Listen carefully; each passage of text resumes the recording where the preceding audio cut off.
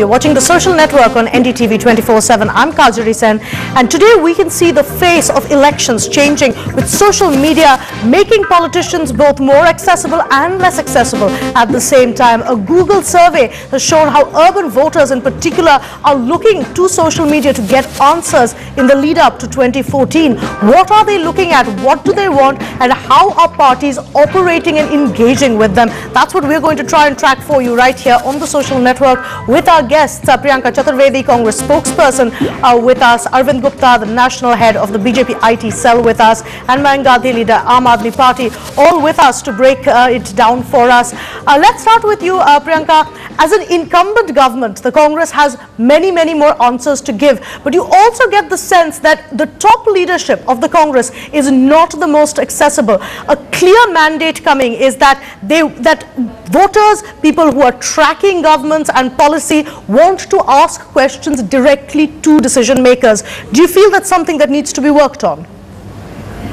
No, when you say decision makers, I would say people who are part of the cabinet, who are a part of the government.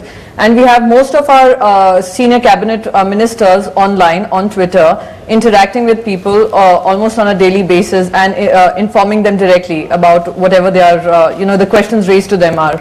And secondly, I would say, yes, social media, going by the survey, is coming across as an important medium of communication, which we will, in all likelihood, we have started taking steps in ensuring that we cover ourselves in all possible manner on this medium. Right.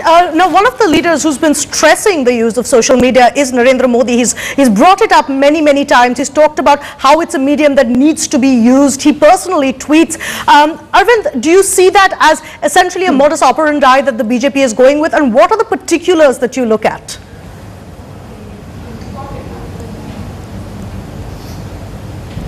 Kajori, the BJP has always adopted technology in a most effective manner in the times that are, that demands that technology to be adopted. When we first started talking about internet and social media, most of the times people discredited, said these people don't go out and vote. They tried to censor this medium. Today, all these studies are the people who are the voters who are online actually want to see more transparency, want to connect with their leaders, want to engage with the politicians. So, we have always believed in transparency and sharing information with our electorate and the citizens of India. So that's why we've been adopting this technology and this the medium in a very pervasive and ubiquitous manner. Priyanka, I believe you wanted to reply to that. Yes, my question, you said that he personally tweets, Narendra Modi personally tweets, which is absolutely correct. It is being driven by, it's a handle with his name, but it's a PR-driven handle. And secondly, BJP has totally been relying on social media, while we have always insisted that we will be open to all mediums of interaction, and we are available on all, whether it's print, whether it's electronic or social. I think that's a fair point. They're depending heavily on social media. But of course, it is all a PR exercise. Now, Mayank, what the Aam Aadmi Party has been doing is interesting, because you're a very tech-savvy bunch, but you've also been focusing specifically on door-to-door efforts rather than relying on social media. Can you tell us why? See, there are a couple of things. A is, we don't have the funds that the other parties have. B, our constituencies are mostly youth and people who really are tech savvy. But we need to connect to the army, and that you can do only through door to door. So both of these things need to go hand in hand. Having said that, I think that this constituency, in which there is such a large number of people, should be addressed well. They should be addressed with a lot of dignity, and they should be addressed properly. Rahul Gandhi or Sonia Gandhi or Manmohan Singh staying away from this constituency is the same arrogance that you see when Nirbhaya people came, or when Anna sat on a strike. They would not come down on the ground and talk to them. They are in these ivory towers, and they don't want to come and even address these tweet or Facebook or any of the medium.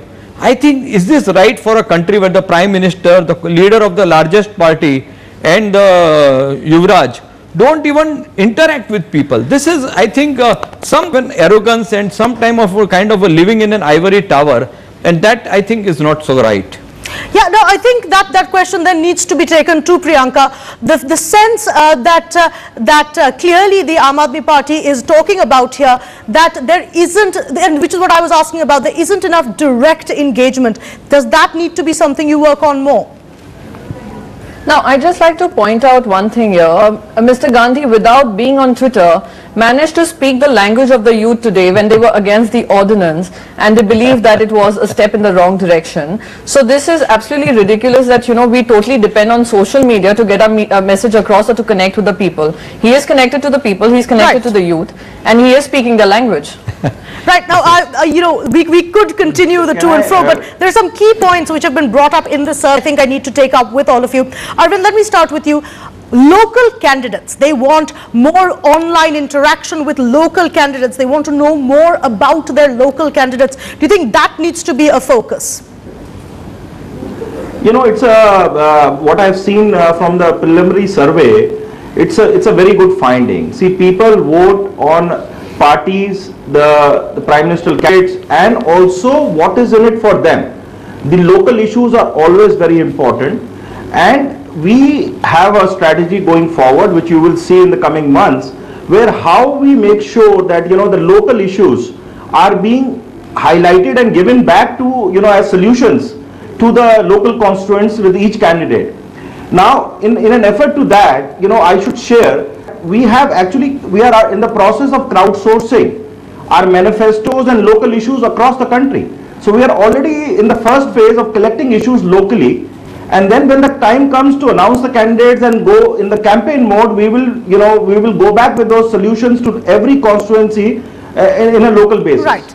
Now, Priyanka, quickly let me again take you over this one particular data. 42% of urban Indians online are undecided. So clearly the few months are going to be crucial politically to reach out to them.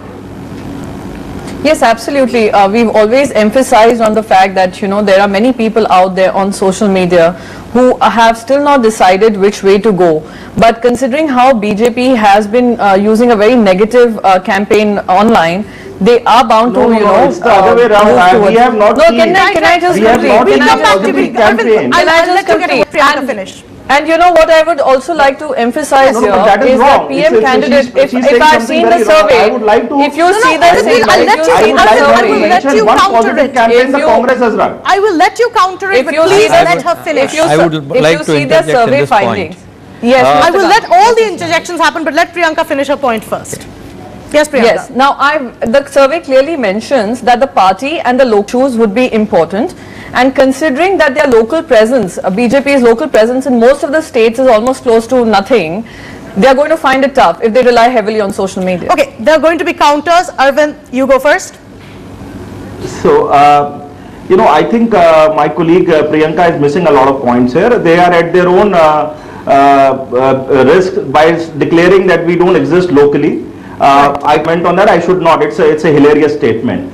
But what we have been using in this the social media, and let me clarify, BJP believes that this is an additional medium. This is not the only medium. And being an additional medium, instead of using 10, this is the 11th medium that you are using. Whether it's the internet or social media. I'm so sorry, but we're running out of time. Let me respond to that. We are running out of time. Yes, sir. But I have to respond to that. You did say that your presence is there. How you use the online? Yes. But let me respond, Kajori. How do you use online with the offline world is very important, and which we have already been doing in enrolling volunteers and taking our message. Yeah. Point taken. Mayank, we're going to let you have the last word. See, there are two things. One is he's saying that we are outsourcing or crowdsourcing the manifesto. It is something that has been begun by Aam Aadmi Party, where we have promised 71 manifestos. The other point which I wanted to emphasize was that for me as an individual, it is difficult to use Twitter because of the abusive kind of attacks that are done by BJP people. The viciousness, the abusiveness that is used by BJP supporters mostly. There's a certain amount of political No, it is not. It is getting to a stage where a genuine person cannot tweet anything, and personal abusive attacks keep on coming. And I think that is a misuse of this media which the BJP should introspect. But unfortunately, those are the prices we pay for being on Twitter. Thank you so much as we try and break down what this Google survey says for joining us. Priyanka, Arvind and Mayank. Time for a quick break. We'll be right back on The Social Network.